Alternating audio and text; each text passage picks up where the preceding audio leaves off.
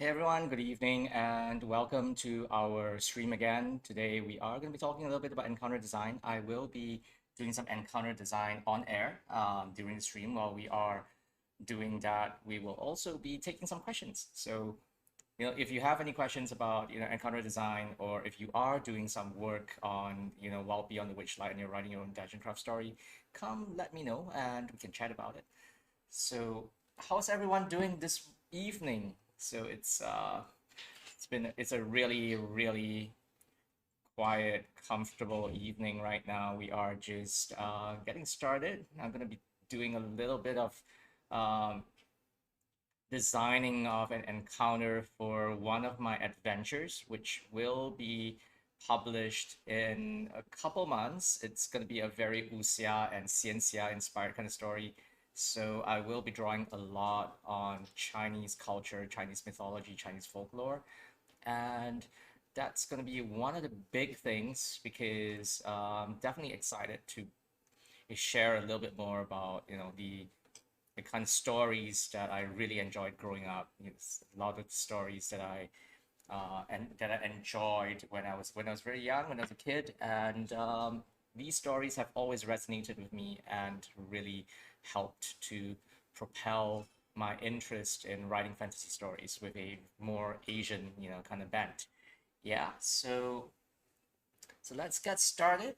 As you can see today, I'm wearing something a little different as well. So in the past week, I was wearing my husky hat, and today I have something a little more aligned with the kind of stories I want to tell. I'm going to be talking a little bit about since I'm talking a little bit about wuxia and xianxia, and this creature on my head, this hat here is created by Angela's Atelier, and it's a hat based on electro slime from Genshin Impact, and that slime is one of my favorite creatures in Genshin Impact, and Genshin Impact is a Chinese video game that has very many strong leanings and draws a lot of inspiration from Chinese culture and folklore, especially in the Kingdom of the Yue.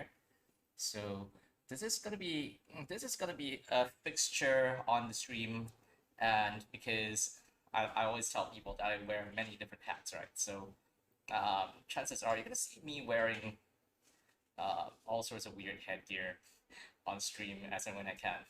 So Electro Slime might be wearing a Pyro Slime or a Cryo Slime hat in the coming weeks. We'll see. But yeah, so encounter design. Encounter design is something that I really enjoy doing for D&D because it's really about creating an experience for the players that's so um, that's so unique to you as a writer, right? So you want to create something that's dynamic, something that's engaging for the audience when they're playing. You want the participants to be able to experience the full scope of your encounter, to identify um, where your unique touch, what defines you as a designer as well. So you want to be telling stories with your encounters. You don't want to be just creating encounters that are really bland, really plain. You don't want it to be you don't want it to be just a fight without any more unique elements. You don't want it to be just a slugfest where the players are rolling dice against creatures, and it comes down to who has more hit points or who has more action economy. You don't want that. You really want to see the world come to life when you design an encounter, because I think that's really important to you, and it's really important to me as well. So for today's stream, in addition to talking about some of the ways that I design encounters and how I work them into the story to tell a more engaging and more, I would say, a more coherent story, I would also be doing a bit of creating on stream as well. I'll be doing that on air, so I will be sharing my screen later on. So feel free to jump in. I'm going to talk a little bit about the kind of, I guess, the kind of tools that I use and also, showcase a couple of things that, um, well, a couple of techniques, I suppose, would be the best word, um, so that we can get things going. Yeah. So let's say I want to talk about creating an encounter on a bridge. How would we go about designing an encounter that's on a bridge? Because when the characters come to this place with this bridge across, say, maybe a chasm, you're going to be thinking about multiple ways for them to resolve the situation. You're not going to just be thinking that, hey, they're going to cross the bridge, they're going to be attacked by a monster. Say maybe a giant bird flies out of the horizon and snatches them off the bridge and drops them into the chasm. So that's kind of cool, but at the same time, I think that's a little boring because there's very little interaction. The players don't get much of a chance to react to that. So you want to think about ways where the players can tap on all three pillars of play in D&D. And what are these three pillars of play? Basically, there must be an opportunity for them to roleplay. There must be an opportunity for them to interact with the environment, to explore the environment, to understand the surroundings better, and to figure out if there are any solutions that rely on the environment to help them overcome a challenge or a disaster or an encounter that comes their way. And let's not forget as well that we're also looking at well, combat being the final pillar, the one guaranteed definite option. If you have a monster in your path and if you slay it, that monster is no longer going to be a threat. But that's the easy solution. That's the boring solution. And as a game master, as a designer, how do you make the most out of these encounters, right? You want to really inject some story elements into it. You want to enhance the experience for your players by getting the content refined into a very coherent story where every step that they take serves a purpose to further the story. Yeah, so using the above mentioned bridge as an example, or if you have any other ideas, don't feel free to share so we can chat about it. And I think that that's gonna be one of the things. I mean, today's session, I'm really curious to hear your thoughts as well. So, what would you do if you came to a bridge? What would you do if you came across this large, marble bridge stretched across a chasm, and you know that there's a troll lurking in the bridge, waiting to snatch you off the top of the bridge, and perhaps throw you into the chasm, into to your doom. What's your first reaction when you come to this bridge? And as a writer, how can you enhance the experience of anyone who comes to this bridge? Leave immediately because ain't nobody got time to be crossing chasms. That's true. If you have a way to circumvent the chasm, definitely a great way to get around that is to see what kind of resources the players have, and you can always work that into your encounter. So what if this bridge was located in an area where gravity was so strong that characters who had the ability to fly or overcome the bridge in normal circumstances would not be able to get around it by using those abilities and those resources. So if the gravity was maybe 50 times stronger than it is in a normal situation, and they'll be grounded simply because of the location. So you can think of ways to enhance the experience by having such environment effects as well. And if they come into play, they can definitely be a great way of strengthening the encounter as a whole and of encouraging your players to think creatively outside the box. From a role playing perspective, If you were aware that there was this bridge keeper, there was this troll guarding the castle, and you knew that the troll perhaps had something they wanted, perhaps you could negotiate with the troll. So that would be an option that would be available to the characters as well. And that is something that you can definitely think about when you are developing that portion of your story. And I think that that's really important as a writer. You need to be very aware of what kind of options you have on hand and how you can utilize those options. And you need to kind of be aware of the audience that you have as well. What your players have available to them and the resources that they have that you can use. So when you develop your story when you design your encounter, you can create something a little more refreshing, something that would challenge them. And when they succeed, when they complete the encounter, they go away feeling, really good and really clever, and say, hey, it's an achievement to get this done because I've overcome something difficult, something I never thought of before, and I've used a creative solution for it. And that's really something that's going to be a great experience.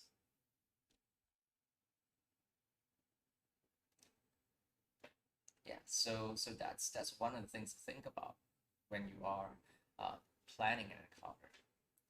And how do we begin? How do we start with encounter design? What's the best way to do that?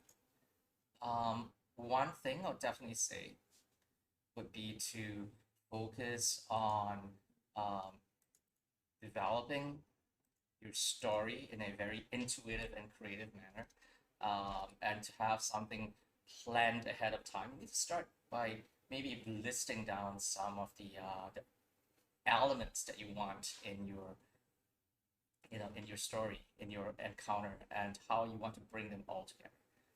And one of the ways that I really love to use that to do that with is basically to use something called Jamboard. And this is something that's available on Google, and I tend to utilize it fairly often. So I'm going to just put that up on screen right now. You can see I have a document at the back that says encounter design, and that's something that we will be using. So here we go. So one of the little things I really like about Jamboard that I use for encounter design is that basically you just write down whatever elements you want, and with those elements you can just move them around. And I tend to do that a lot. That's why I use this to create something like a mind map when I want to have some ideas. Uh, so I come back to this every now and then, and I use this to help me to organize my thoughts when it comes to writing encounters and writing my stories. So let's say we were talking about something different. Let's not talk about trolls. What kind of creatures do you like? Are there any creatures in particular that are interesting to you or appeal to you? Do you have a favorite monster in D&D? If you have something, we can work with that. So name a creature off the top of your heads. What kind of creature do you think would be a great addition to an encounter? So we'll start with that, and we'll move along. So and we'll build the encounter as we go.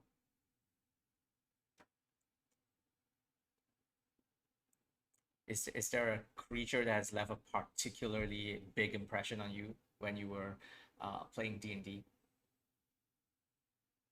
Is there something that might have oh, Boulets are great. Boulets are great, and thank you, Rizween, for sharing about Boulets. Boulets are really cool creatures,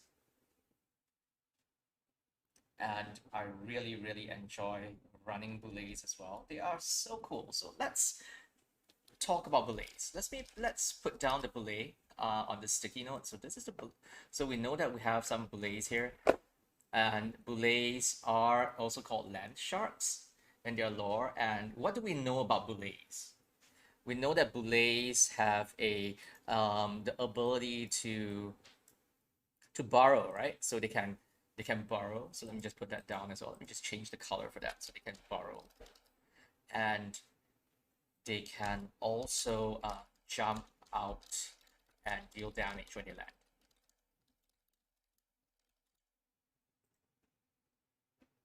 Right? So this is something that we know.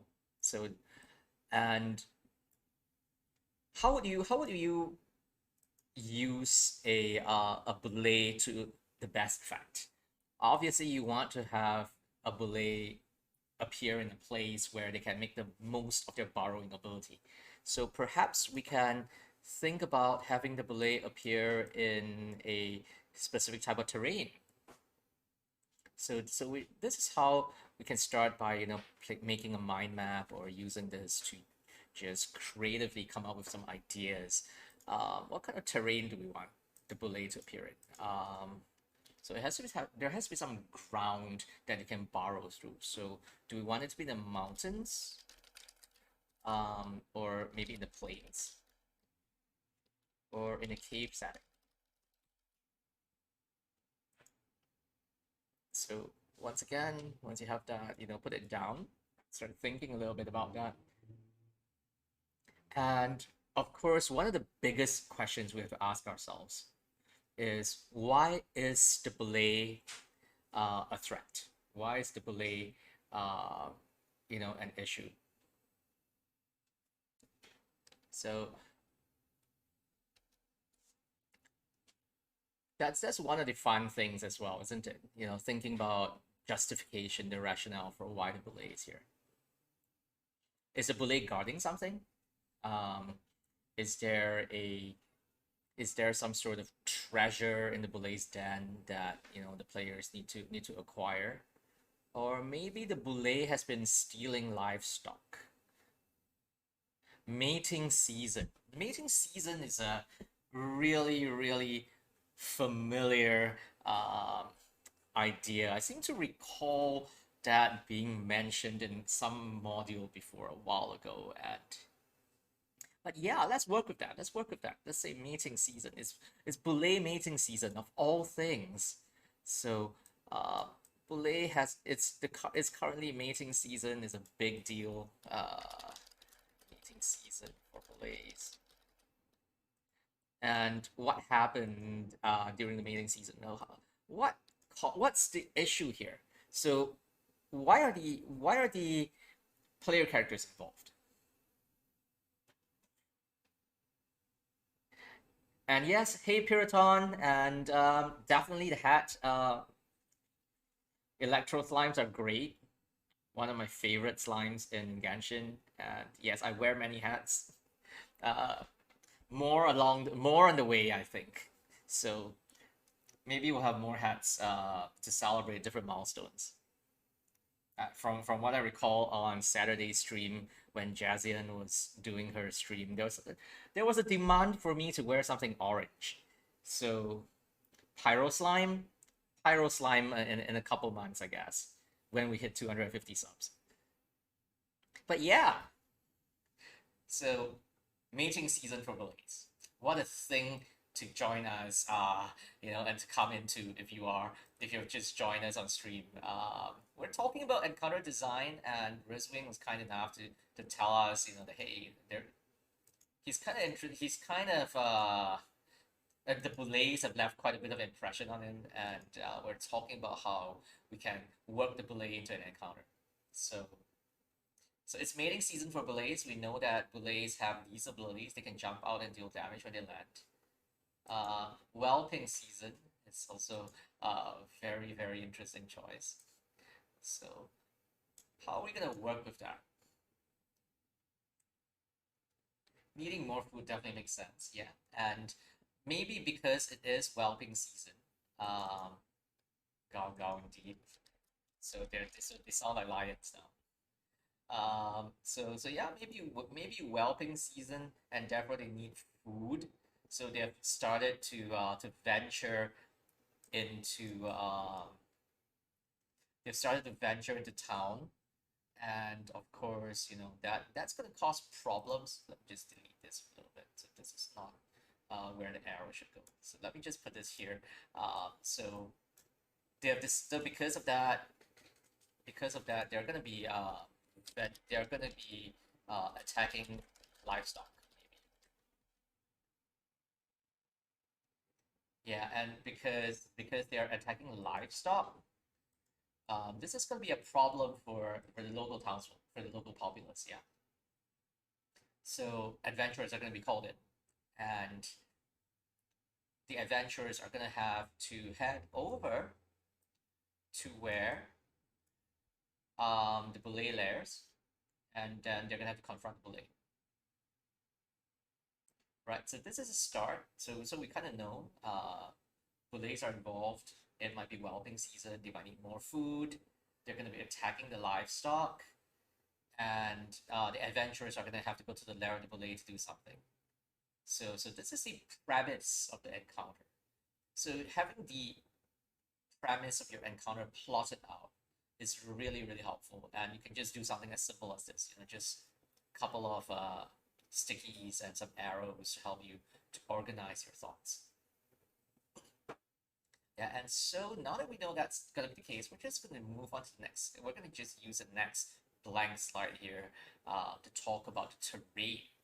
So now that we have the premise, which is here, so premise.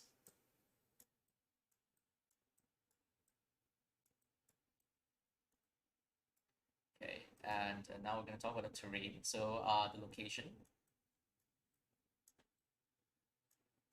So this is going to be about the location. So we're going to just be thinking a little bit about the location here. What's happening in this location? So we know that this is going to be in a cavernous mountainous area, right? And there are going to be ample spaces for the belay to burrow through.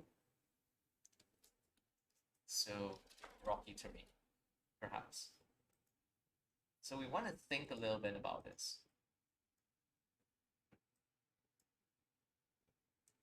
So this is basically going to be where the belays are going to be situated. This is going to be the terrain of the lair. So this is the area. And well, what kind of hat would Jazzy and Kira wear? I would say maybe she's going to wear a dragon hat. Dragon hat seems to be something that would suit her fair bit.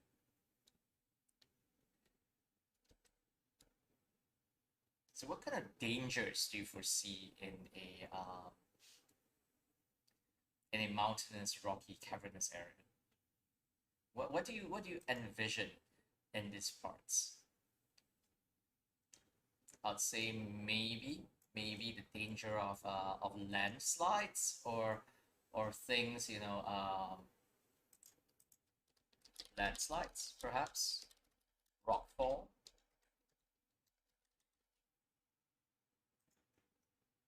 Why? Because it is in the mountainous areas, right? So these are very real threats, very real dangers, and let's not forget that there are steep faces on the cliff sides or on the mountains, and stuff might happen. People might just not do so well for their athletics checks, and they might just roll down the mountains. A cafe in the cave. Um, perhaps some enterprising adventurers had decided to set up store in the cave. It's entirely possible. Or maybe they enjoy making boulet stew. Who knows? Might be the premise of a different sort of story. Yeah. What else do you think might happen if an adventurer ventures into mountainous areas? Um, what might they encounter in such areas? Maybe the cave is really deep underground. So the terrain. So what else is there in the terrain that might be challenging for them? It might be dark, right? So dark and poor visibility. So something to think about as well. And these are all elements that might be important in an encounter. Exploding fungi is great, and needless to say, exploding fungi is super fun to have. So let's put that down as well. Definitely, exploding fungi might be a creature as well. So let me just mark it down in a different color so we know. Exploding fungi. Uh, maybe creature. So this might be good to have. So you can put it in. And this might be a mini encounter in and of itself. A coughing ghost, possible. Why not? Perhaps there was a someone who went into the mountains and died, and their spirit is still haunting the mountain. So it might be a dead adventurer, or maybe a villager or a townsfolk. So that's entirely possible as well. So you can put it down, and it looks like this is shaping up to be a pretty interesting location already. Right, so you have fungi, you have the ghost. Maybe the ghost died in the fungi, in the fungus patch, right? Maybe the spores are what's causing it to cough. Maybe they choked on the exploding fungus, and they failed their constitution save, and that could be a dangerous kind of situation for the players, for the characters to find themselves in as well. So this is kind of interesting to see. And these are some of the possible things you can see in the location. What else? Let's talk about a little bit more about the terrain.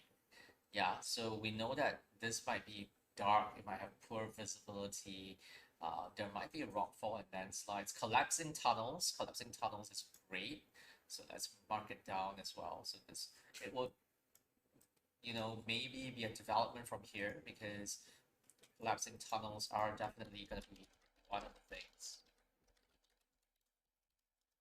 that would be related to dangers of the terrain, and these are quite crucial. So how would you rate those collapsing tunnels? And depending on the kind of situation that the players are in, depending on the tier of the adventure, you might want to make it so that the collapsing tunnels have a difficulty for them to a DC for them to avoid the collapse. Like they may need to make a dexterity saving throw to avoid the collapse. So I'm gonna just mark it down here because we are talking about collapsing tunnels as well. So DC of X, dexterity save for half damage, maybe. And we can also think about little things like, hint if they fail their save. So they may be knocked prone if the rocks from the tunnel collapse on them, and they may take some damage. And they may be trapped under the rocks, which might mean that they have to spend an extra action or two to get out of the collapse, or their friends might have to assist them, or they might have to think of ways to dig themselves out. So this is environmental hazard that will be an interesting element to add to the scene of your adventure. Jumping puzzles are great. Vertical tunnels, bone pits of discarded prey. These are excellent. And these can definitely be added in to the scene as well. So let me just mark them down. Let's just note it down here, because these are lovely. Jumping puzzles are not something I'm very good at, let's just say, and you'll be surprised because I don't think very many adventurers, especially those that dump strength or dexterity, are very good at jumping puzzles either. So jumping puzzles, maybe. So vertical tunnels and this might require a DCX athletics or strength or dexterity check so that you can succeed. So this is something to think about. So you can put this down as well. So this is a kind of a mini skill check, kind of a challenge for them. And bone pits of discarded prey, these are great as well. They are very flavorful and they feel very, very much in keeping with how a belay might act and how they can interact with the environment. And there might be some MacGuffin um, in the bone pit for the adventurers to discover, right? So there might be a bit of a clue there as well. Maybe they were told to look for a missing adventurer, and they find the remains of the adventurer in the bone pit, like mixed in with all the remnants. So that's entirely possible. So let's put it down. Bone pit. So maybe a DCX investigation. So they might be able to find a clue, or there might be a secondary objective here. So this might be interesting for them as well. So this is a good location for them to have that. So let's put that down. So over here, bone pit. So hey, so far we have quite a bit of stuff planned out already. So let's do a quick recap. So we talked about belays, mating season, whelping season, attacking livestock. So they're basically a danger to the public and a menace to society. So they need to be hunted down. Something might have happened. Adventurers are going to go to the cave. And the cave is in the mountainous and rocky region. There are some dangers. Collapsing tunnels are very real. There might be a jumping puzzle involved. And there might be a bone pit. So we know that there might be a secondary objective. Maybe they're looking for an adventurer. So maybe the ghost of the adventurer is involved, and maybe the ghost of the adventurer said, hey, go retrieve my body and bring it back to the real. And exploding fungi may be involved. So it might have caused the death of the adventurer and resulting in it, dying an unpleasant and meeting a rather grisly end, and therefore becoming a ghost. So that's entirely possible. Or maybe the collapsing tunnel was what killed the adventurer to begin with, and it's a cautionary tale about knowing when to look up and being aware of your surroundings and being situationally aware, which many adventurers are not very good at, all things considered. And looking at things, maybe the poor visibility had something to do with that. Because it's poor visibility, it's dark, and you're not quite sure where you're stepping or not quite sure where you're going, you might enter a dangerous tunnel. So bad stuff might happen. Or you might blunder into the exploding fungus. And then you get blown up and bad stuff happens as well. So lots of interesting ways you can tie this up with the locations. Now we have location, yeah, fungi, explosive heat source. Yeah, this is great. So this is an excellent idea. So let's put this down. This is a great idea. So this is an interaction as well. So let me put this down as orange because it's a hazard. Hazard. Fungi explode source.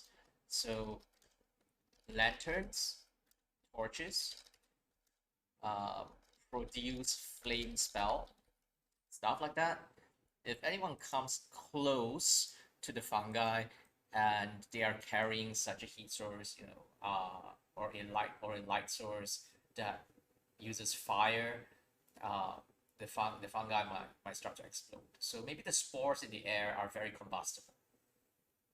Yeah, or there's some sort of contaminant in the air, or some sort of chemical in the air that reacts to the heat, and that results in the fungus catching a light and burning and exploding and sets up a chain reaction, and that leads to collapsing tunnel. So that could be interesting as well. So lots and lots of ways to use these design elements for your encounter to make this more than it is, to make it more interesting as an encounter design than what it's originally supposed to be. So yeah, so we have quite a bit here to work with already. So how are we gonna bring them all together? So we have the scope, we have basically the belays, we have the location, we have all these elements that we might be concerned about that might lead to creating a more challenging encounter for players. And how are we gonna bring them all together? Let's give that a try, shall we? So let's see. Now that we've talked about the creature, we've talked about the location, let's try to put it all into perspective. So, first of all, I'm going to use the orange sticker to mark that display. And it's meeting season, it's whelping season. Townsfolk are in danger because police are attacking the livestock and harming. Right. So now we know that this is the premise of the adventure.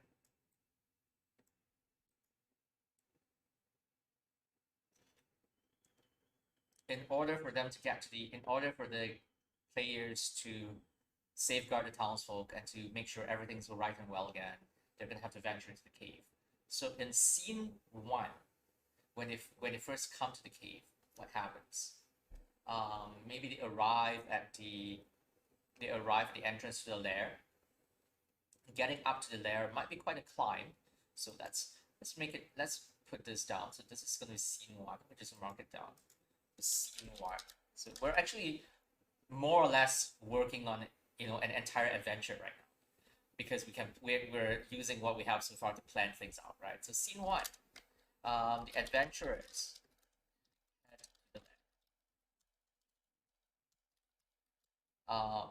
To get there, they have to traverse mountainous terrain. So there might be some skill challenge involved. Perhaps athletics or acrobatics to reach there. Survival checks to find the safest route, perhaps. So something to think about. So this is scene one. So this is something that we can use for scene one.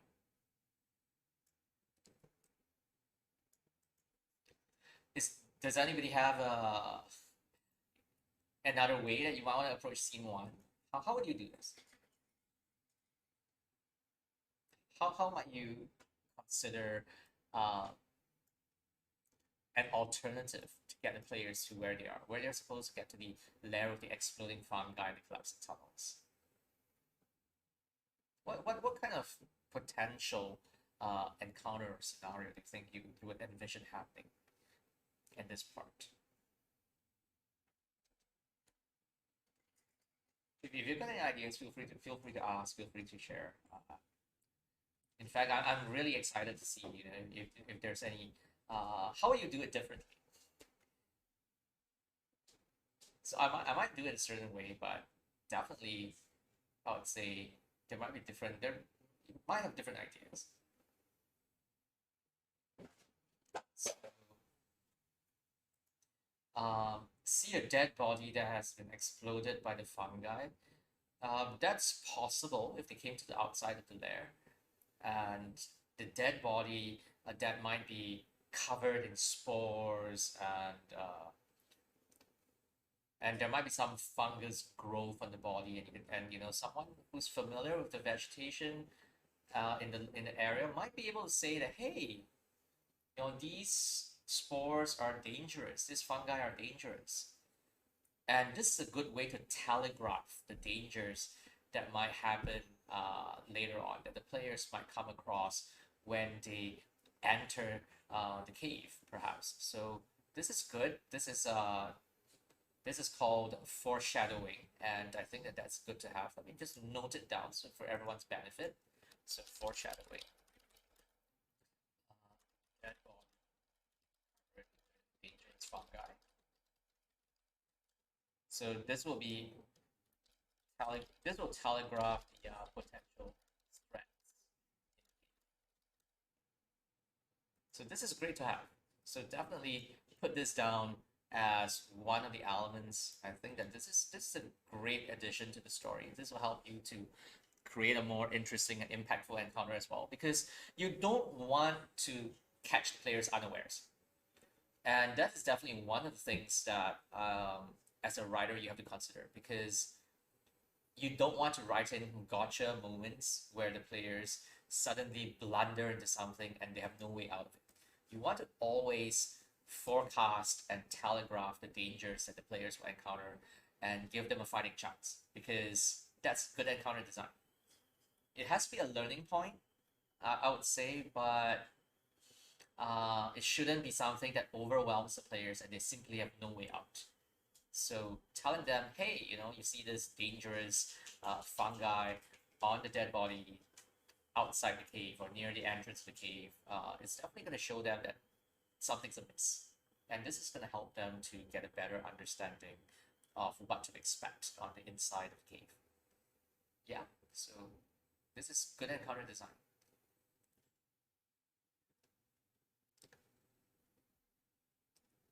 How about the say that dealing with the terrain? How would you simplify this? I would say that sometimes one of the easiest ways to get around challenges like this, where people have to do a lot of movement, they have to do a lot of exploration, is just make it as easy as possible for the players. Mm-hmm. Yeah, that's entirely possible. A wealthy patron building a trade route and is running into trouble. That's a great premise. So that's one of the other ways to construct the story.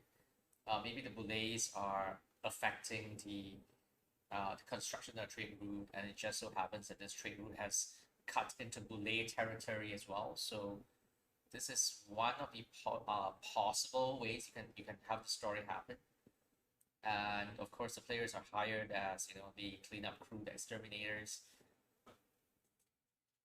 Yeah, the cows get attacked. Yeah, the livestock get attacked. So dead cows get looted, kidnapped by Boulay. Not the best. Uh, yeah, cows being abducted seems to be fairly common. So yeah, I'll say getting a wealthy patron involved is always a great choice. So let me just mark it down as well.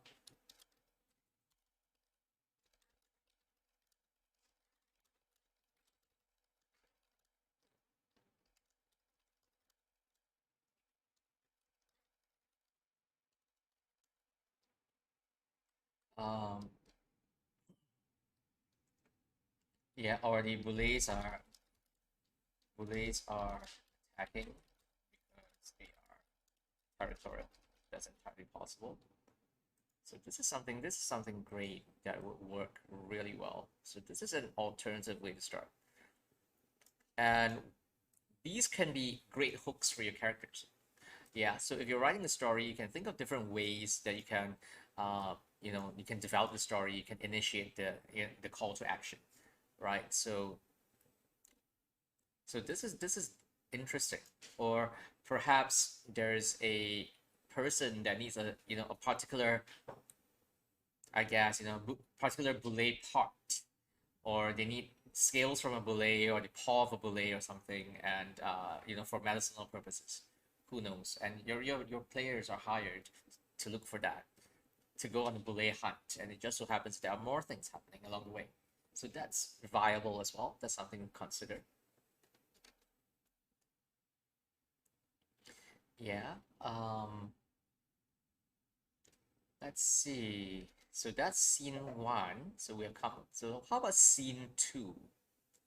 So we might have some simple checks at the start because we don't want to make things too difficult for the players. So when it comes to designing an adventure, we're always talking about difficulty spikes, as well as building up the tension. And you really want to start with something a little easier, something a little more low tension for the players. So there's not too much danger. It doesn't put too much pressure on the players to perform. You don't throw the players right smack into danger. because you want them to learn along the way and you want to build up the tension as well so that they get a better payoff at the end of the story. Right, so when it comes to designing encounters for an adventure, if you want to go with the 3 act structure, the 3 act kind of format, you probably want something simple in the first couple scenes, something not too complicated, something that the players will be able to perform relatively well, and then you pick up the difficulty in scenes 2 and 3. And of course, when you come to the finale, when you come to the climax of the story, scene 3 is where you pull out all the stops and you put in all the interesting things so that you can end on a high note for your story, right? So scene two. Let's talk about scene 2 now. So we are investigating this area, right? We're going to be exploring. So scene 2, they discover the Malay bone pit, perhaps. So this is something to think about. So the bone pit. To get to the bone pit, they have to perform a jumping puzzle. So they may need to clamber down some shafts to climb, jump, and possibly, I don't know, rappel their way to the bone pit. So this could be interesting. So this could be fun for the players if you're thinking of something like an adventure platform style kind of game. So this kind of works as well. This is really cool. And depending on how you develop the concept, how you develop the mechanics for that, you might be able to get the players very, very engaged. So this is where we can talk about things like skill challenges, which is one of my favorite topics from 4th edition.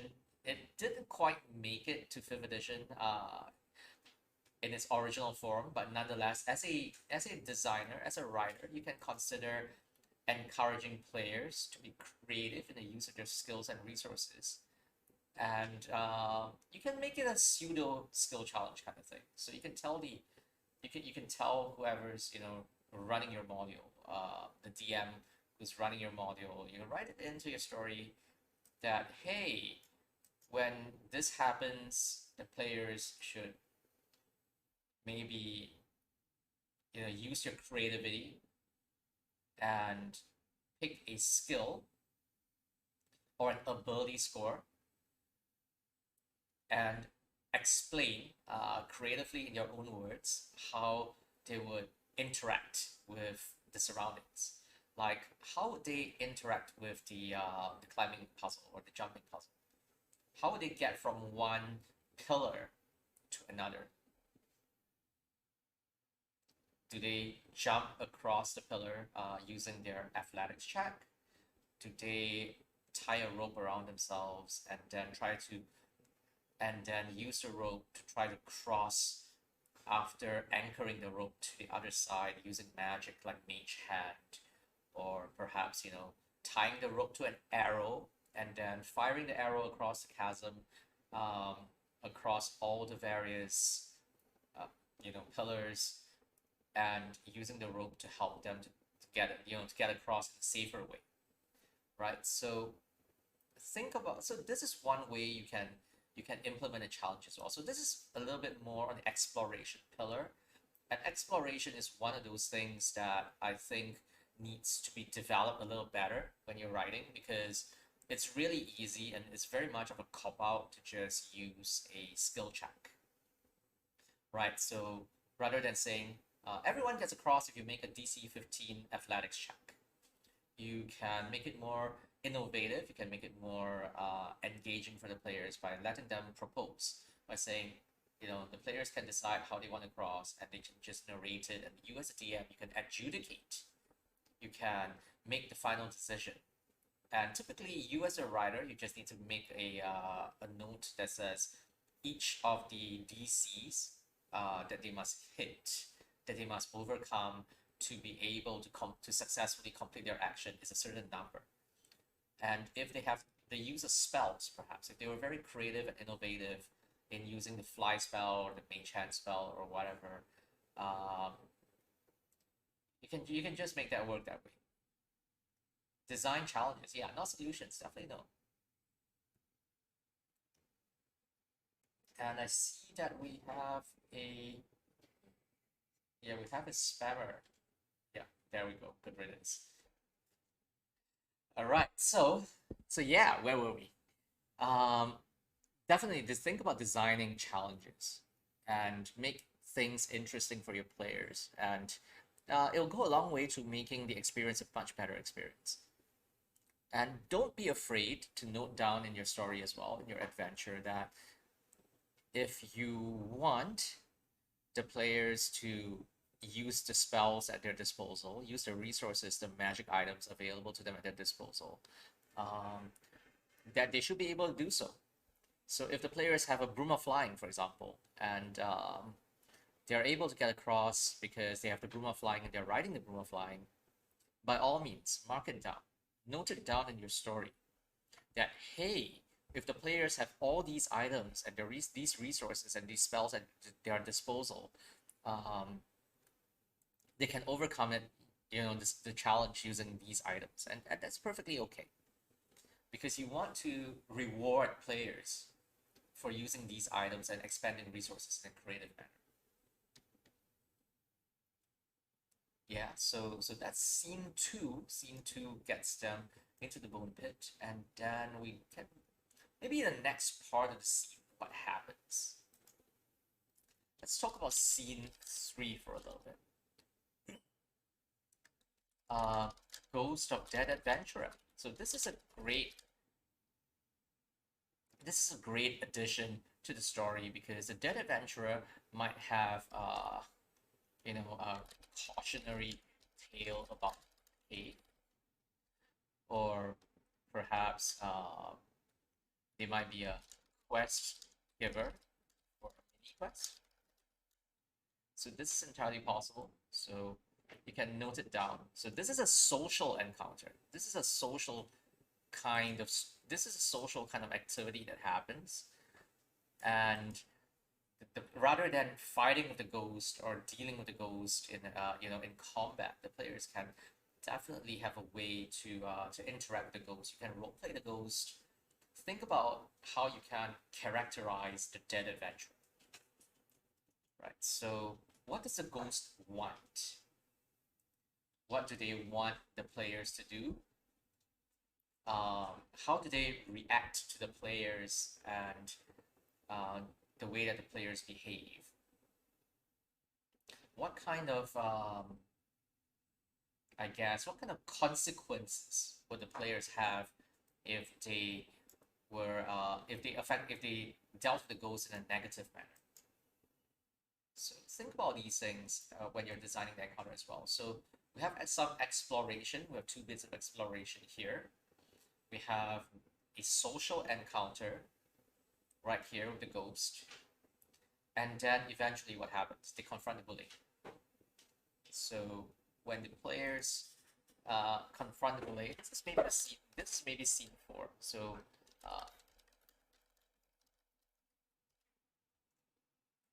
so they get to the cave, they get to the deepest part of the cave, and they confront the bullies, and they realize, hey, it's whelping season. The bullies are trying to feed their young, and the fact that there was maybe construction going on outside, encroaching on the territory of the bullies, that they were normally not disturbed by civilization, but all of a sudden, because of this construction of the new trade route, because of so much movement by people, because of so much disruption to the wildlife and to the ecology of the place and to the terrain in this mountainous area, the Bulays feel threatened as well. So of course they react in the only way they can, because they're trying to defend themselves, and they're young, which were recently just spawned. And this comes to the next part, which means the players have a hard choice, right? And this makes up a more interesting story as a whole. So rather than just designing an encounter in the past hour or so, we have actually talked about designing a whole adventure, a whole module, essentially, a short story, maybe not more than 15 or 20 pages, I guess, uh, involving delays and some solutions, right? So this is kind of a fun little exercise that we just did, and we have so many things that we can work with in the story, right? So let's come back to that for a little bit. Let's come back to this for a little bit. So we can see that there are some fun things that we can use in this story. So we have the collapsing tunnels, we have the exploding fungi, we have the bone pit, we have the jumping puzzles, we have the dead adventurer, and all these work really well in fleshing out your story overall and giving the players more things to interact with. And that is great. That is definitely something that we want to see, happening when you develop your story. So think more, in more, I guess, a more engaging, encounter design that you can use, and don't be afraid to brainstorm and just note things down, shift things around a little bit, draw your arrows, make your connections. So this is kind of how my workflow, my process for writing adventures is kind of like. And yeah, wow, that was quite a mouthful. So, yep, just adjust my electro slime a little bit since looked like it was tilting.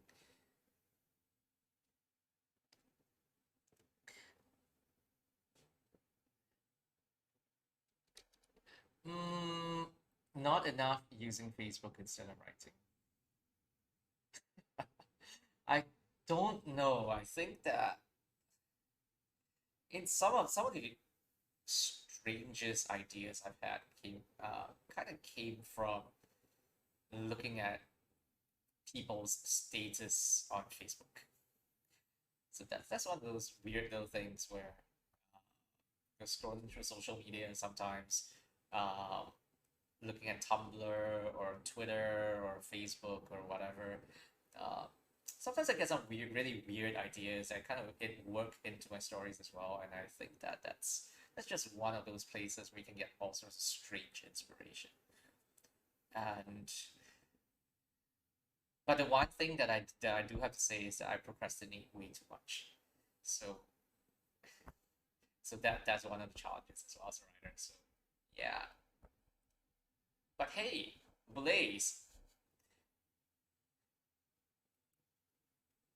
and a workflow for putting an adventure kind of together. So the next thing that I think would be interesting to think about is how we're gonna work maybe some magic items or some of the items that you might find during the adventure into the story. So let's pick it up from here.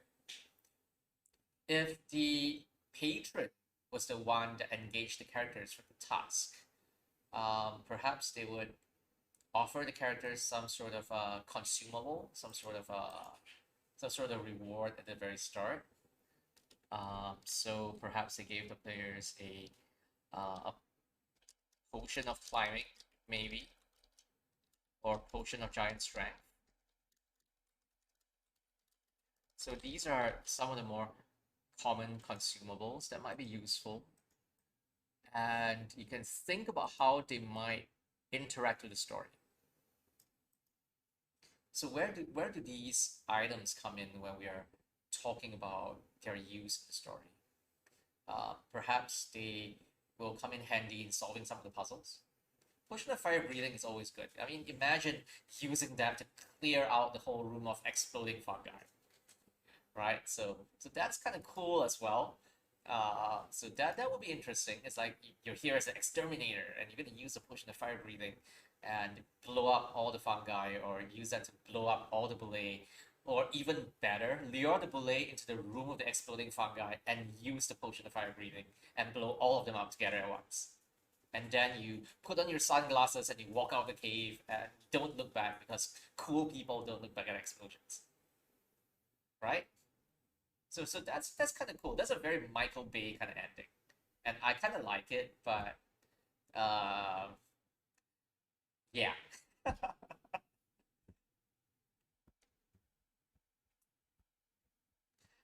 I suppose if the Boule were a fun guy, they wouldn't mind, romping around with the fungi. Yeah. So that's one of those things you can think about. Um, what else? Maybe the Dead Adventurer had some item on them.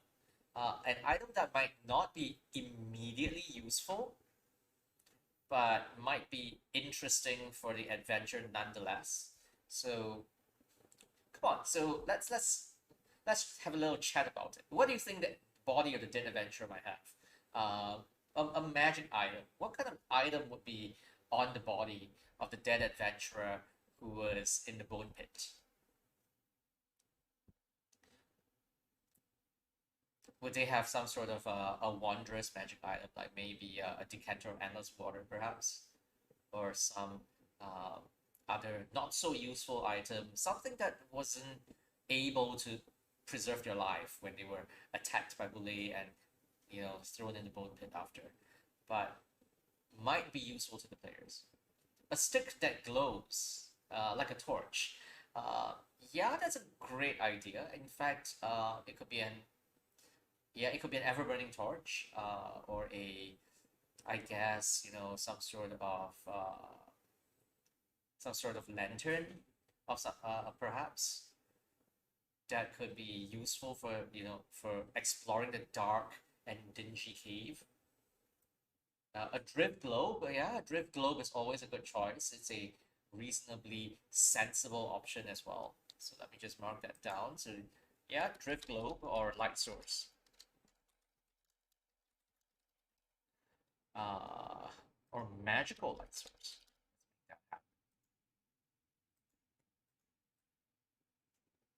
Or perhaps if you want it to be something a little more subtle, it could be yeah, it's kind of like a maybe a goggles of night, maybe perhaps. So that could be useful as well. So let me just mark it down. So goggles of night, so you get it gives them dark vision. So with that, they could be able to see in the dark. It would help them to explore the cave. Flame Skull. Flame Skulls are kind of tricky. I love them. They are brilliant monsters, and I would use them in a heartbeat. Those fireballs are just perfect. So in fact, talking about Flame Skulls, I just spawned 3 Flame Skulls during a run of Curse of Strahd last night, and let's just say that the players were a little surprised when the Flame Skulls did their thing, and fun times all around. So yes, Flame Skulls, brilliant monsters. I love them. In fact, if it might be interesting if the Ghost of the Dead Adventurer had the stats of a Flame Skull. So that's nice. So that's something to think about. Let's put that down, because that seems like it's gonna be fun. So let me just mark it down. Um, Ghost of Dead Adventurer uses the Flame Skull stats. So this is great. This is so cool. So let's mark it down. Let's put it here, so that we know that it's a Flame Skull. Perfect. And of course, that means that if the players were nasty or mean to the ghost, it could just open its mouth and blow everybody up, right? So even better if that was in the cave with fungi, and then everything blows up and bad stuff happens, and then you get a TPK. But that's not what you want, because when you're writing a story, when you're writing an adventure, you want the players to have a fighting chance. So give them a way to make things right. But yeah, Flip Skull stats are interesting. You can think about it. entirely possible to reflavor some of the some of the things that are in the monster manual, so that they are thematically appropriate for your story. And it might work if you were doing this for a home game, definitely. And in Adventurers League, as long as you do not amend or change the stat block, you have quite a bit of freedom to use all sorts of monsters. Yeah, so that's entirely possible. So here we go. We have some interesting things to add on to the story right now. So we have generally good content over here. So these are helpful. So we know what's going on. We have scenes set up already. So what happens after confronting the Boule? We have the finale, right? So we have the end, we have the conclusion. So what's the end result after confronting the Boules? Scene 5. Conclusion. So this is where you wrap up the story. Do the players chase the Boules away from their cave where they lair in, and and get their reward from the wealthy patron, or do they make peace with the Boules? Do they work with the Boules? Do they bring word that the Boules are actually harmless and that it's their spawning season and that everyone should be nice and take that into consideration, and maybe hold off the building a trade route for a bit, or maybe build a detour around the mountain rather than tunneling through the mountain. So there are lots of ways that you can add the story, and this really comes down to what kind of story you want to tell, and what kind of lesson you want the players to learn at the end of the story as well. Do you want them to have a more do you want this to be a cautionary tale about the dangers of exploiting nature? Do you want this to be a very big picture kind of thing about how industrialization is dangerous and affects the wildlife? So it really comes down to the kind of concept that you have for the story and the moral of the story at the end of the day, right? And of course, new pets. New pets are great. Boules will make great pets if you were so inclined to somehow, grab one. Everyone loves land sharks, right? They're so cool and they're so cute. So yeah, maybe I should get a land shark hat, a Boule hat. What do you think? So electro slime and then maybe a Boule hat would be kind of cool.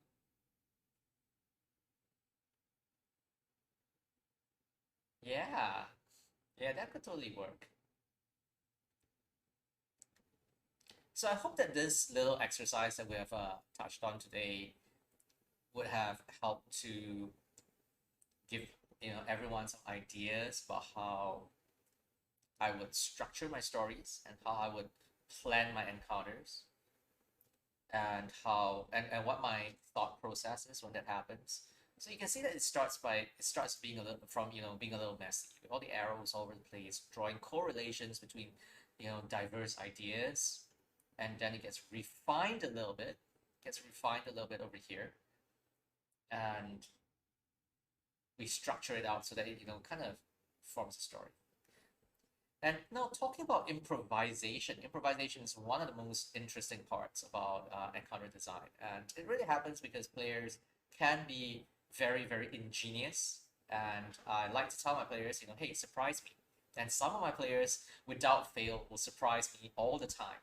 Sometimes because they're incredibly clever, and sometimes because the players are incredibly silly. But nonetheless, I get surprised. It can be fun. So how do you improv an encounter? And first things first, one of the things that I think is really important to know is that when you read the module has certain prescribed ways in which you should plan an encounter. And I'm just gonna say that. Let me just put this aside for now. Let me just turn that off, and let's turn that off for a little bit. And yeah, let's do this. So this is a lot easier. It's less distracting. So One of the biggest things about improvising an encounter is to understand that when you have an encounter, as prescribed in the module in an adventure, everything about the encounter can be changed. Why do I say this? It's because depending on the players, depending on the composition of your party, what you have in the encounter may not be, of great interest or challenging to the players, and they might have resources to just circumvent the encounter entirely, right? So you may want to think of different ways to challenge them. So don't be afraid to use thematically appropriate monsters that are different than what is prescribed in the adventure. Or if they decide to go off the rails because they say, hey, I have these abilities, or if I have these items, how can I use them to my advantage and circumvent the encounter? So one good example is, let's say you're escorting a bunch of peasants, and you need to safeguard these peasants and get around a massive blockade. What's your first thought? How would you go around this blockade? So assume that you have all the resources available to you, and you're playing your favorite character class. How would you get around this blockade? You have 300 villagers that you have to escort to safety, and you have this large blockade of evil wizards and their henchmen and their golems and their undead army and stuff in the way, blocking you, preventing you from escorting these 300 villagers of yours to safety. And they're right there in the way in this town, and you're stuck in this town, and you want to get around them. How do you do that? So if the players have spells or magic that could help them to get around to the other side, like maybe an arcane gate, they could just use an arcane gate and maybe set it up so that it's just a little bit out of sight from the people that are in the way, and everyone just passes through the arcane gate and gets on the other side. You don't even have to fight, right? So you're kind of able to get around that. If you have a high level druid in your party, you could use animal shapes and turn everyone into a flying animal, like a bird or something, and everyone just flies away, flies over the blockade. Maybe the people at the blockade will fire a couple arrows or cast a few spells into the sky to try to blow people up, but a large portion of the people you're escorting to safety will probably be able to get around that because you have animal shapes, or if you have the arcane gate active, or you might even find creative ways to role play your way through the encounter. So again, it's about the 3 pillars of play. So you can always use the environment and your surroundings to your advantage. You can always use sensible and in-character roleplay and interact with NPCs in the scene to overcome the difficulties and the challenges of the encounter. Or you could use the brute force approach and just fight it out, go into combat. But where's the fun in that, right? So don't be afraid to use more options and create more options in your story. So yeah, so that's about it. That's kind of improvisation and thinking of ways that you can preempt the players improvising and writing it into your story and encouraging improvising, because I think that that's really important. I'm gonna just get a bit of water.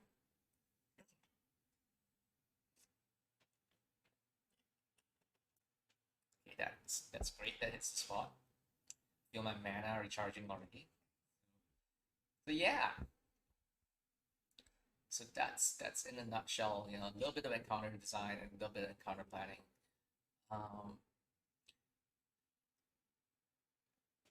So that was just for the belays. How about another monster?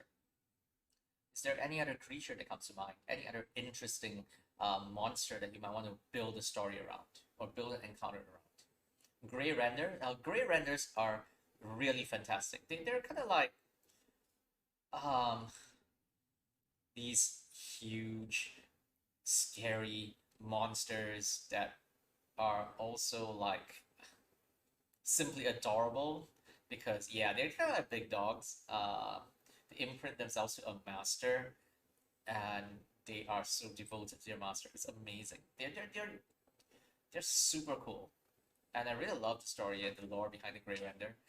And there are so many ways that you could develop, and encounter around that. Grey Renders make excellent bodyguards incidentally, and if you were to to maybe set up an encounter with a Grey Render, you might want to have perhaps the NPC that the Grey Render is protecting as well in the same scene. So perhaps the Grey Render is the it's a loyal protector of a noblewoman, perhaps. Yeah. So and the noblewoman dresses the Grey Render up with in a bonnet with a red ribbon, and maybe give the Grey Render a name. How about Susie? Maybe the Grey Render is called Susie. And this noblewoman and this Grey Render are one of the possible NPCs that you might meet while you're doing something in the noble district, and you need to convince the noblewoman to give you something. And of course, if things go badly, if you attack them, maybe the Grey Render will get in the way and try to protect the noblewoman, um, and you have to battle the Grey Render. But otherwise, it'll be a great deterrent in the same scene, and it's really interesting to see how that happens. Or perhaps if you were to do it in a little more, I guess, a more dynamic way, you might need to work with the Grey Render to track down the noblewoman who might have been kidnapped.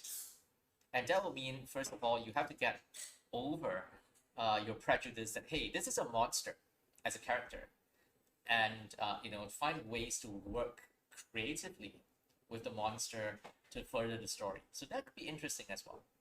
So that could be another way of telling the story uh, that might break with conventions of a typical D&D adventure and lead to more interesting storytelling opportunities. So yeah, so that's something to think about. So yeah, Grey Renders. Now, how about another creature? So someone else, give me another creature. We can think about as many creative ways of telling the story of all these creatures as we want. So let's do that. Slime. What kind of slime? There are many different types of slime, and in fact, slimes as a theme were really something that I was using in the whole series of three stories that I did with Who's There, Who's Next, and Fenari's Gambit. So I've worked with a lot of slimes. I really love slimes as a monster. I think that they are really kind of cool slimes, oozes, mimics. These are quite underrepresented. Gelatinous cubes. Gelatinous cubes are amazing. They're great. And yeah, so they have featured prominently in one of the series that I worked on. And I think that it's interesting to see what kind of stories you can tell with slimes as well, because most of the time slimes are not very intelligent creatures, but there are intelligent slimes. Like the Ooze Master is an intelligent slime, and it can cast spells, it can use magic, and that makes it one of the greatest possible antagonists that you could use in a story. At the same time, I would say the Oblax and the Elder Oblax are great as well. They are like slimes as well, in a sense. They're kind of slimy creatures, but they are really highly intelligent. Same thing, they can use magic. And Oblaxes can create simulacra of themselves, and they lend themselves very naturally to a very creepy kind of vibe. So they're great monsters for Halloween story as well. Like imagine going to a town full of people that were basically puppeted by an Oblax, and that's great. So that's one of those little things that you can think about, and it really has a very spooky kind of vibe, and that's something that you definitely want to you could definitely explore. Or if the All Blacks was a if the All Blacks was being used to further the story, and you can see this happening in Fenari's Gambit, in one of the optional scenarios. So just go. So if you have it, go give it a look. I'm not going to spoil you too much, but yeah, it's a great way of telling the story using Oblexes. Oblexes are one of my favorite monsters as well. Um, yeah, so slimes. And of course, psychic oozes. I believe there was a psychic gray ooze or psychic black pudding or something, and those are brilliant, right? So you can think about that. The intelligent oozes are entirely possible. So imagine oozes that are smart and intelligent, trying to build a society for themselves. Now that would be a great story. And if you were playing or writing a dungeon craft for Feywild, um, the slime paradise is great, right?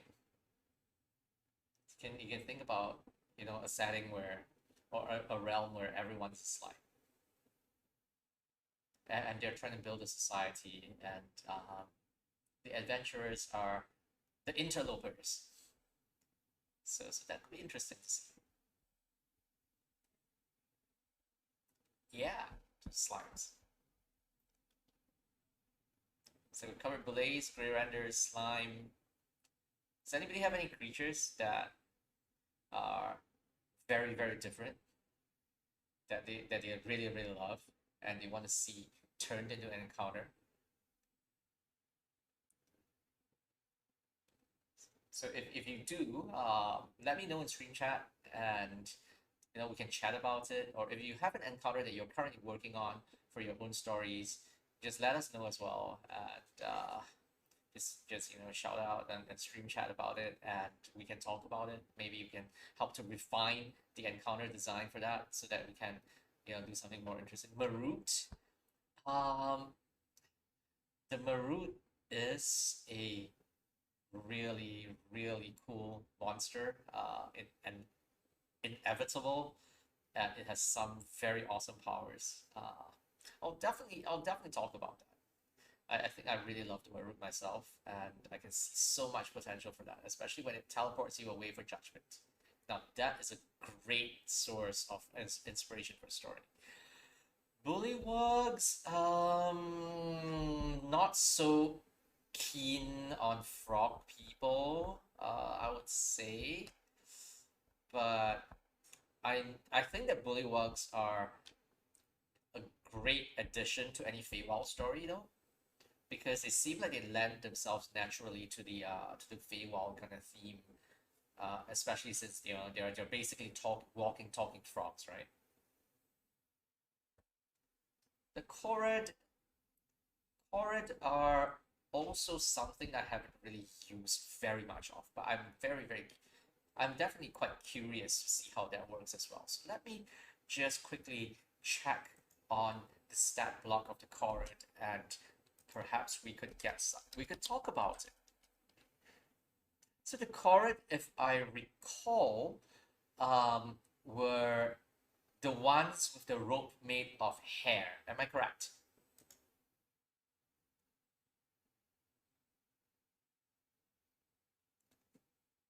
So the Korreds were the earthen fey creatures that had very, very strong ropes made of hair that they could use to entangle and tie people up. And that really sounds kind of fun to work into an encounter, especially if they were to use the ropes to, I suppose, ambush interlopers, like adventurers that have blundered into their territory. And that will work really well as well because the Korra are kind of not the biggest when it comes to size, and they could be probably able to hide themselves fairly well, lying in wait while the adventurers, blundered into their area. And while tying the adventurers up and having the adventurers start in captivity will be an interesting opening for a story, in fact. I definitely agree that Bullywug depictions can be challenging, definitely not the best when it comes to the concept. And in fact, a lot of the creatures that come from say the domain of Chult, in the realm of Chult rather, in the kingdom of Chult, in that continent, as well as the depictions of some of the other creatures and some of the cultures in D&D could definitely be streamlined and refined so that they will be a little more, I would say, sensitive to cultural mores, and I think that that's one of the things that D&D is hopefully looking to enhance. And as creators from Asia ourselves, one of the reasons why we're building more Asian content is also because we can identify and see that there is a lack of depiction of Asian content in a respectful way, and so one of the reasons why we're building more Asian content, especially in the upcoming Well Beyond the Witchlight Dungeon Craft series, where we're focusing on Wuxia and Xianxia. That's just because we want to see more representation of Asian content done in a respectful light.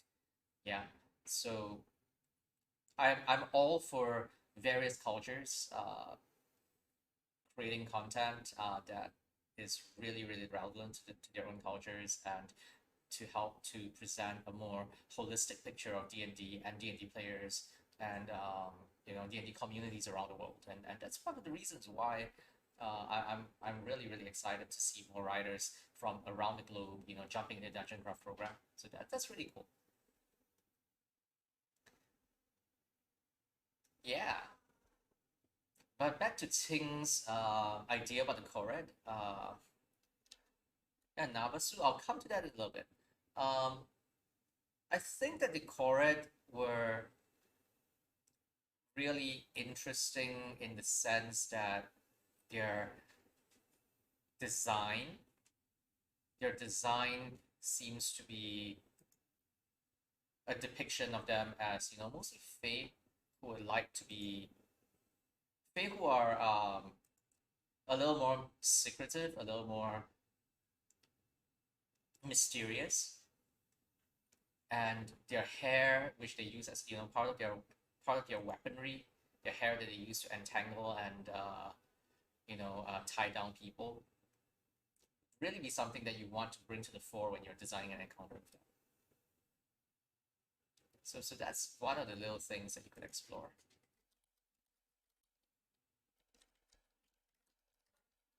So let's take a look at some of their stats as well. So I'm just gonna pull up their stats, and I'm just gonna give it a quick peek and see what we can do with that. Um,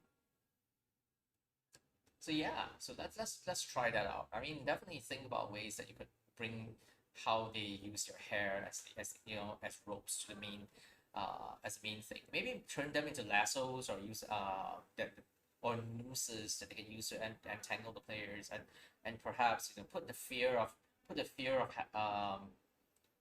possibly being strung up by the Korred and beaten up in the players. Yeah, I mean, if you have to give them hair care products, yeah, why not? And there must be an exchange, right? Because they're fake. So maybe the players have to offer them, some sort of service, like, or perhaps the players have to have their heads sheared and shaved by the Korred before they can be allowed to leave. So they have to leave their hair behind. So that could be interesting as well. That could be one of the little things because the Korred are not malicious. They're not evil inherently. So they're not gonna go out of their way to kill the players. You could have a hairdressing festival for sure. Yeah, that could be interesting. or even or you know what would be even cooler, perhaps a fashion runway contest, and you have a corporate hairdresser, right? Because they seem to be quite suited for that, and maybe the players are involved. One of the player characters may have to may have to get their hair styled by the corporate and maybe go on stage on the runway, and the rest of the players have to help to dress them up, and you could do something very interactive with that. Um, Thinking creatively, thinking outside the box. If you were doing this in person as a D&D game and you wanted it to be a little bit more interactive, you could maybe get the players, the participants, to make a costume out of newspaper and tape. And they could wear it, and you as the DM, you could always assess it and say, hey, I'm going to give you inspiration for that because you did a great job, and go ahead and make a performance roll. Or you could even, just give them a pass or give them a win because they did something really cool in person, by building a costume out of, newspaper and tape. So this adds another dimension. Yeah, a garbage bag dress, or with newspapers and all the stuff. So using household items. So this adds a layer, an extra layer of complexity to the encounter, but it also adds a layer of interaction, and it brings the interaction outside of the game. So your players get to do fun things together. It's more like a hands-on activity as well. And I'm all for these hands-on activities. I think that these are great. These are fun. Uh, 0013. Not familiar with the code. So it looks like a season 0. So season 0 probably. Let me just take a look at that.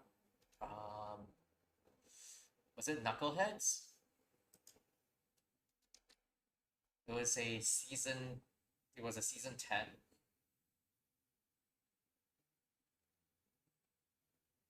Yeah, I'll definitely take a look at that later. Yeah, yeah, that's what I thought. Knuckleheads. Yeah. So that's kind of fun. Yeah, Nabasu are gonna be, well, pretty straightforward, I have to say, because they are, if I recall correctly, demonic creatures. So if you were gonna be using a Nabasu in your story, um, you probably want to have some sort of interaction with the natural traits of Nabasu. Like, let me just quickly pop over to my shelf and grab my Mordenkainen's, why don't I? Because that would give us a lot more material to talk about. So one sec, I'll be right back.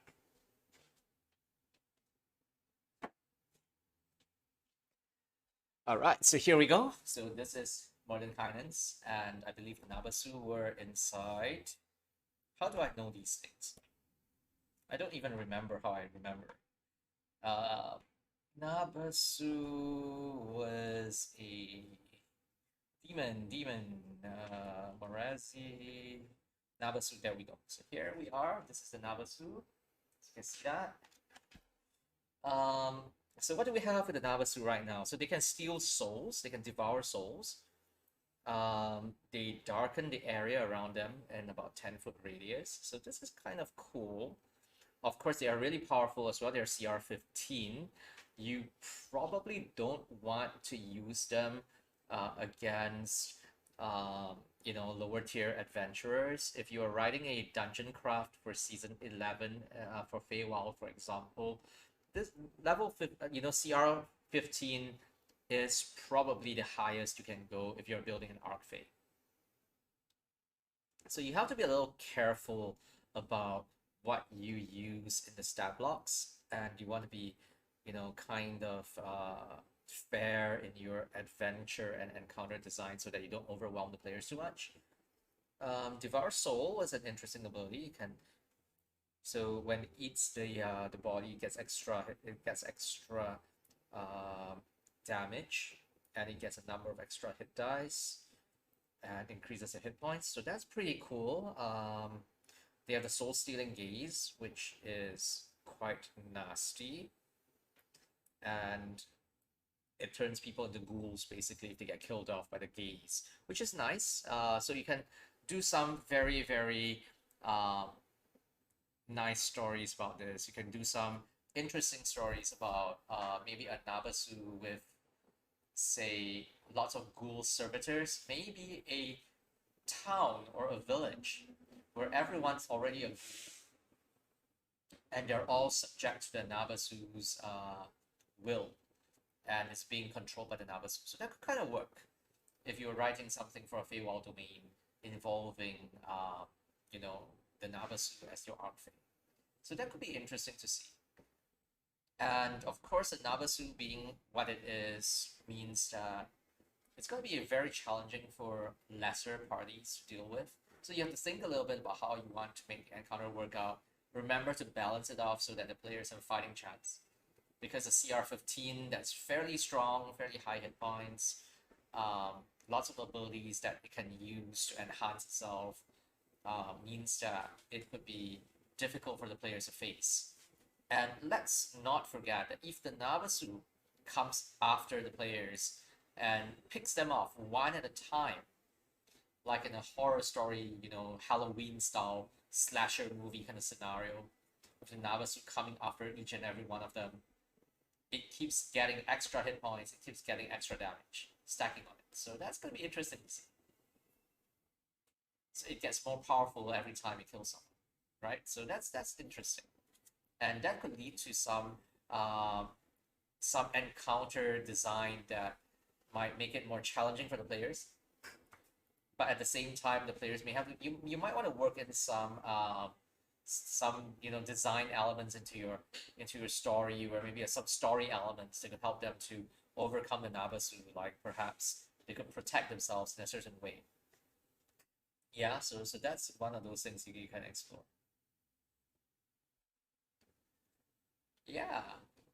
So I'm gonna share a little bit now about something else that I'm doing. So remember I was saying that we were planning to work on a more wuxia oriented kind of story. So I have here a snippet. So I'm just gonna put this up on the screen and we'll just take a quick look at that. So let me just put that up. So I have here a snippet. Let me just, there we go. Yeah, so this is one of the little things I've been working on, and as you can see, there's a bit of so I've been working on the template. So this is one of the templates that we normally use when we do a design for any encounter or for writing an Adventures League story, right? So this is a little bit of something that I've been working on. I think that, let's see, hopefully it's big enough for everyone to see. Yeah, and I think it's really all right on screen right now.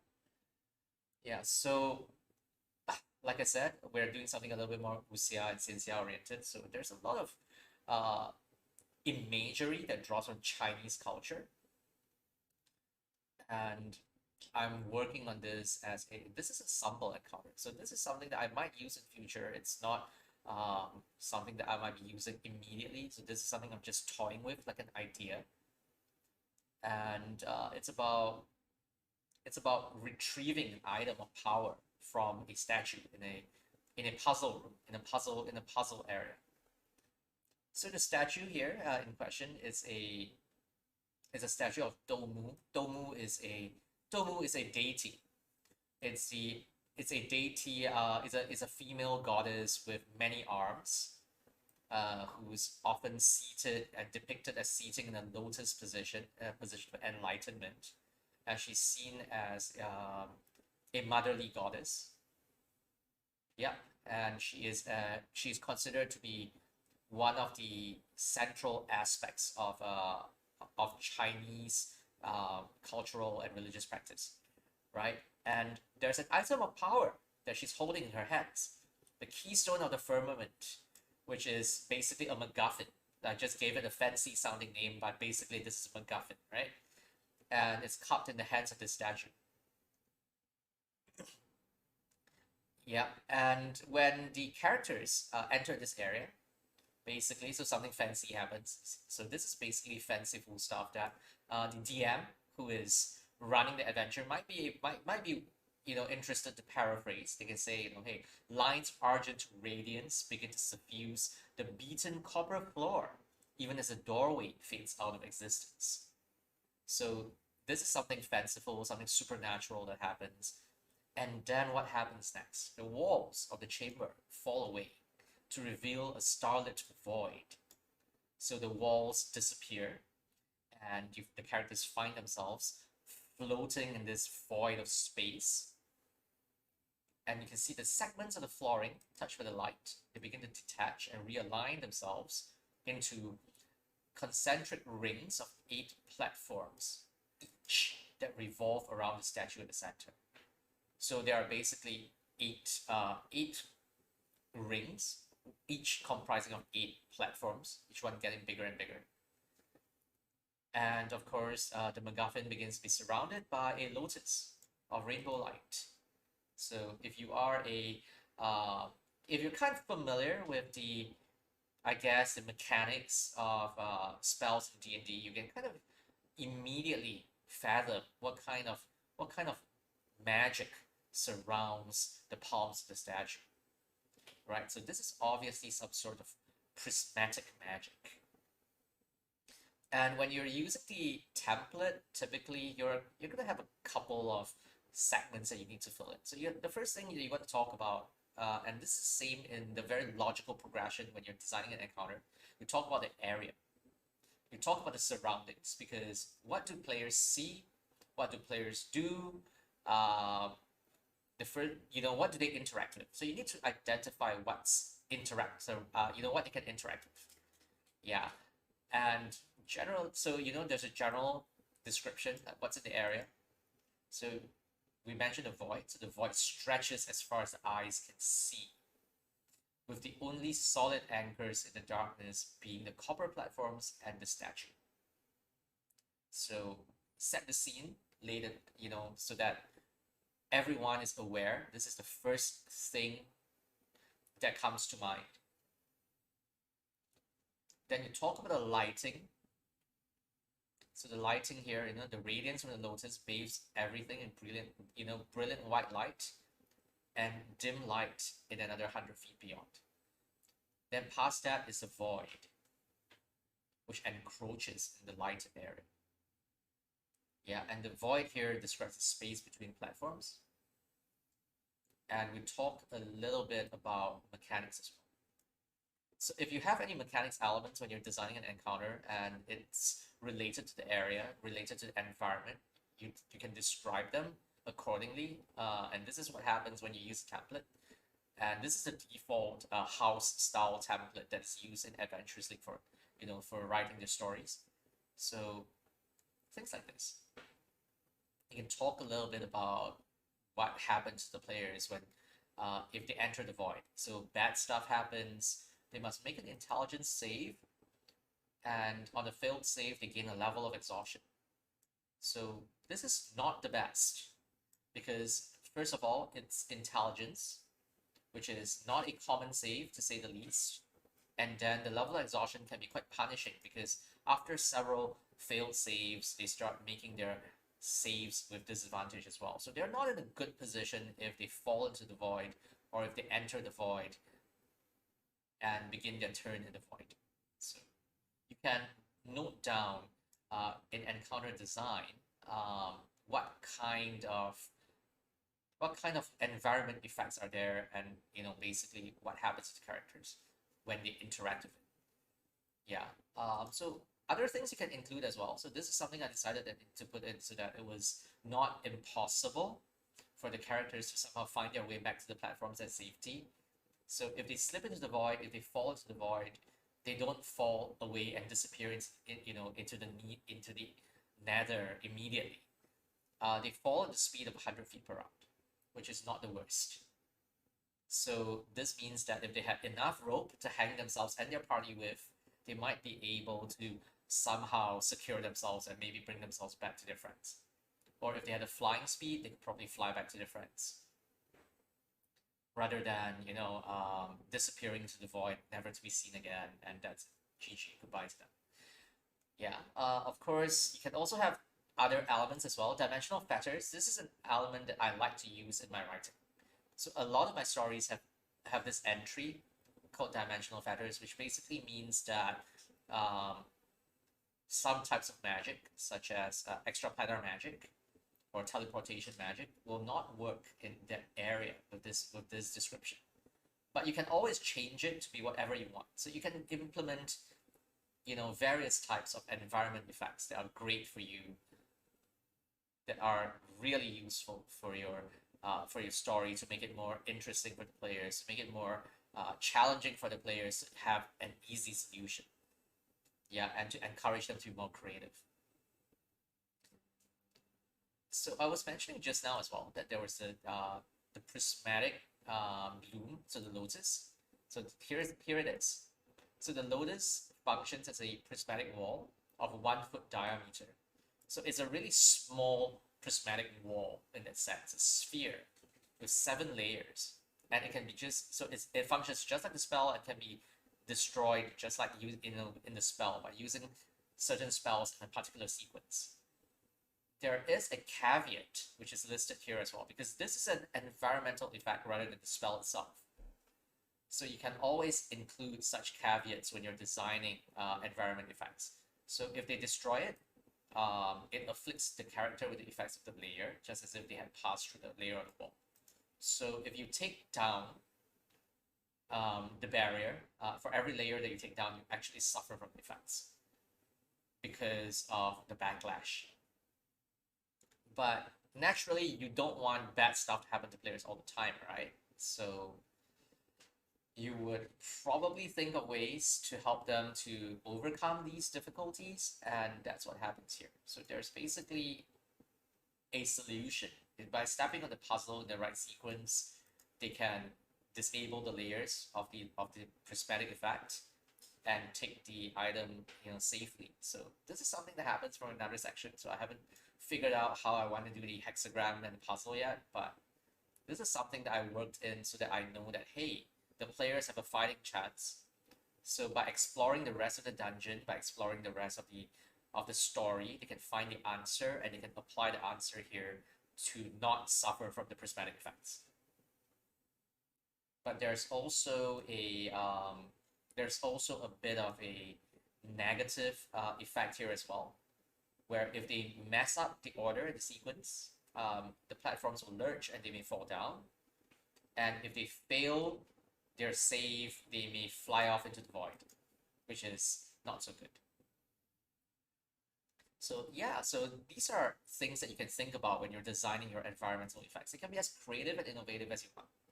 You can add on as much detail as you want to help to enhance your story and to make it more interesting for your players.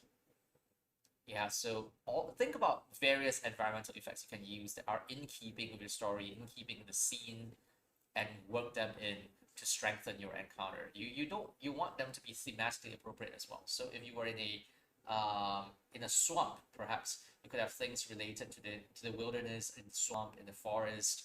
You could have say maybe sinkholes in the swamp and stuff like that. Yeah, so that's something to explore. And of course, if you were using template as well, there will be things like creature information. So you may talk about the creatures that are in the same scene. Perhaps an aged monk opened the way to the chamber for you. So this is something I was thinking about.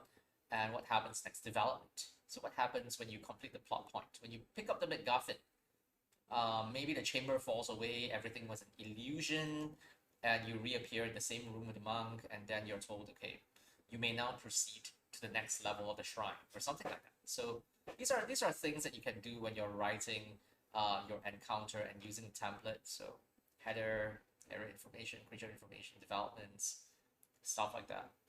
Yeah, so this is just a quick look at how the template kind of looks like. And if you're writing your own dungeon craft and if you're working on your dungeon craft, I mean, this might be incredibly useful to you. So this might be helpful as a learning point on how you can format your document. Yeah, so that's that. And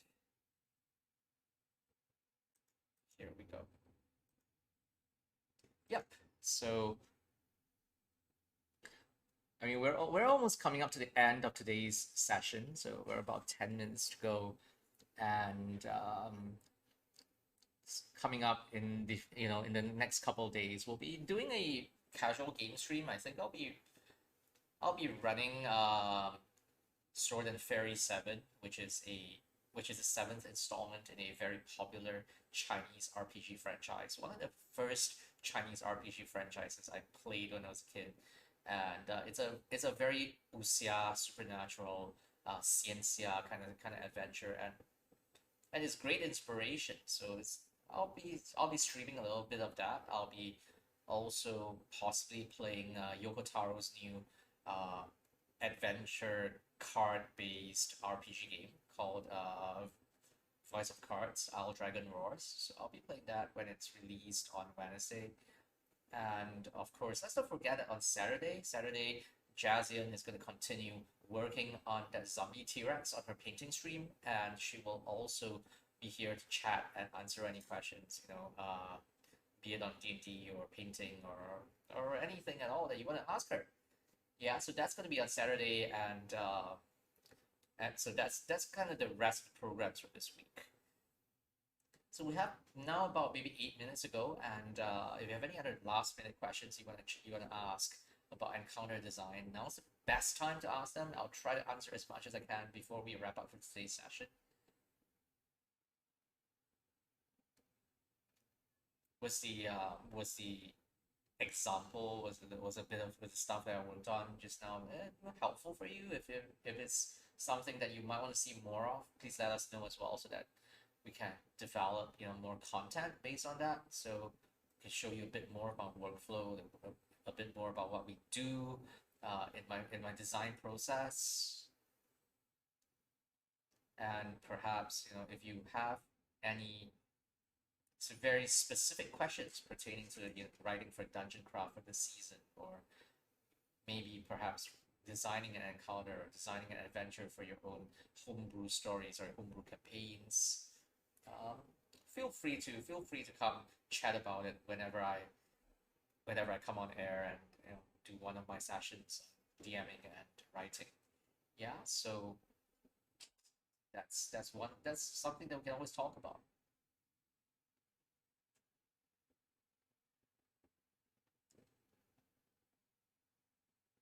How to start writing. How to start writing is probably the hardest part. So this isn't the first time I've seen this question, and in fact, a lot of people have asked me this question before, and I would say that as someone who's not the most disciplined, as someone who procrastinates way too much, my only advice is that if you are going to want to force yourself to write, and there's this impending sense of doom because your deadlines are looming, you're gonna be able to you're somehow gonna be able to push yourself to do that. But you don't want to be at that point, because when you're writing at the 11th hour, you don't know what kind of work you're going to be able to turn out. So even if you're not comfortable writing the whole manuscript all at once in one sitting, which is something that most people don't do anyway, I would say start by taking small notes, like what I did just now when I was using Jamboard. So I like using Jamboard a lot because I use that just as to scribble whatever ideas I get. So I'll just open up a new Jamboard and I'll just scribble whatever I have, or use a notebook or notepad or whatever easy way for you to take notes, at your own convenience, right? So start by putting small notes and small ideas down and start stringing those together to form something coherent, like an outline. And once you have a good outline, you start filling in the blanks. I mean, that's how I would work. I don't know about whether this is the best process or not. I think that this process works for me, and if it works for you, then I'm happy. It's great. Yeah. Um, so it's really about taking the first step, being willing willing and desiring to write, I suppose. And getting past a writing block, um, this might not be the best advice for you, depending on whether you drink a lot or not. But I've always found that I write a lot better. I get when without inhibitions. When I write drunk, but that's not something I would encourage all the time. And in fact, I would say if you have a writer's block, look out for inspiration from unlikely sources. Look at your ideas. Think about how to reassess your ideas. Look for inspiration from the things that you care about. Perhaps you like watching anime. Perhaps you like movies. Perhaps music is your thing. Or perhaps you like to read manga and comics. Look at these sources of inspiration and use the opportunity to reevaluate your ideas at the same time. Yeah, do something creative. Take a step away from your writing. Play some video games if you must. I play way too much video games when I'm supposed to be writing. Yeah, and don't forget that everyone is trying to improve their writing, and if you have friends, if you have a community, work with your community. Yeah, sit around, talk to people. Don't sit there in your own writing in vacuum, because writing in vacuum is not going to be helpful. In fact, if you just keep writing in vacuum, you're going to write yourself in a corner, and then you'll never get any work done at all. So engage with your community, engage with other people, bounce ideas. The thing about Jamboard is that you can actually share the Jamboard with your friends, and your friends can fill in the blanks for you as well. So maybe have a sit down, have a huddle with your friends, and then get a brainstorming session going. So a brainstorming session would be great. It's kind of just like what we did just now on air, when we were using Jamboard and we're just chatting and filling in the blanks and putting a story together, putting everything logically into sequence. And yeah, so we have something like that, and it kind of works. So that's one way for you to develop ideas and further your storytelling as well. Yeah, and if you have really worked yourself into a situation where you kind of get stuck with your writing, where you think that it's not going the way you want it to go, um, come share with us on stream and we can talk about it. And perhaps we can work something out on stream, and it's to everyone's benefit because it's a learning point for everybody, right? So don't be shy about sharing.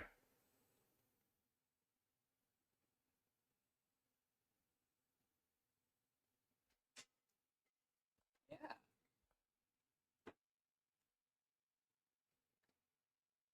So in short, I would say basically just keep writing, talking about it, and sooner or later, the ideas will start flowing again. Writing is kind of hard sometimes, or ideas come really easily to me, but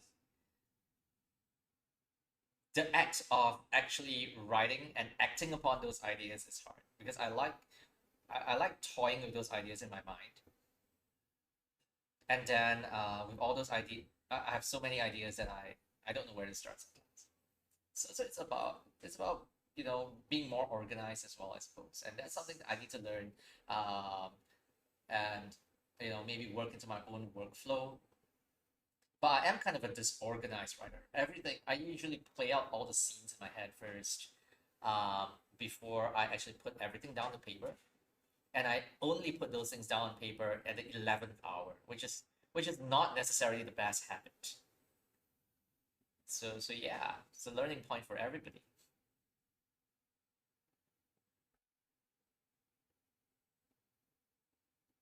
And I've also discovered that sometimes you just do something silly, something out of character, and who knows, you might get some ideas going. Otherwise, I wouldn't be sitting here, with my electro slime hat and doing kind of silly things like this on here.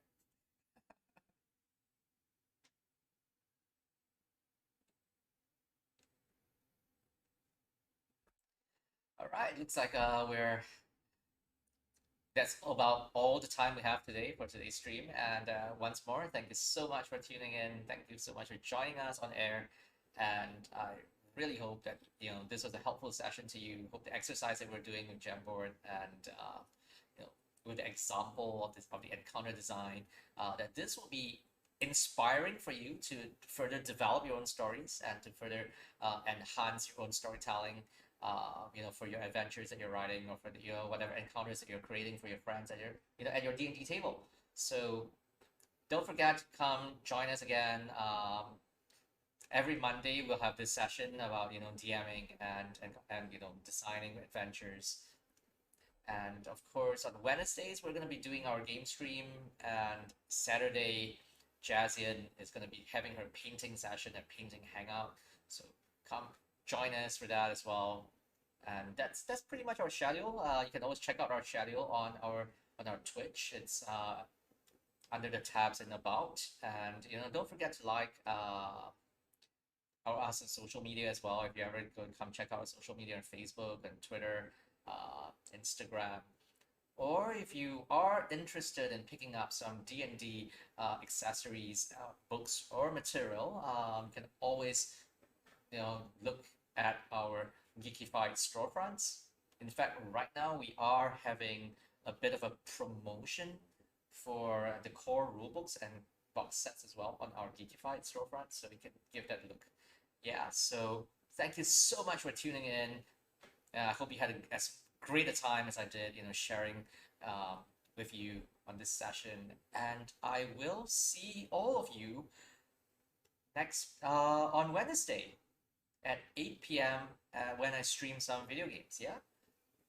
So thank you so much for tuning in. And this is Jason signing off.